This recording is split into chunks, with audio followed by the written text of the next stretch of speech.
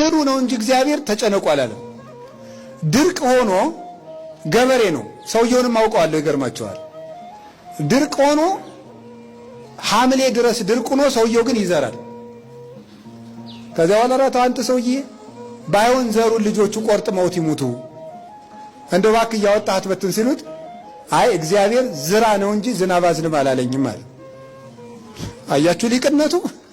እግዚአብሔር ዝራ ነው ያለ። የኔን ድርሻ ሰርቼ ዝናብ ከቀረ እኔ ምን ጨነቀኝ? ልጆችን ማበላቸውን ነገር ማን ያውቃል ነው?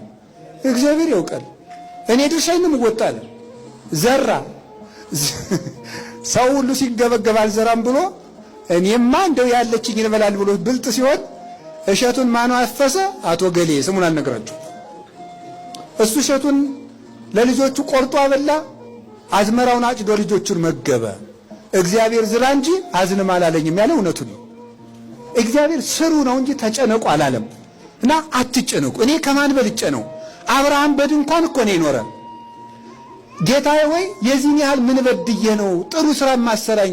ህይወቴ በመባከን አለቀ፣ ለምን አታሳካልኝም? የብዙ ምዕመናን ጥያቄ ነው። አብርሃም እድሜ ልኩን በድንኳን አይደል እንዴ የኖረ?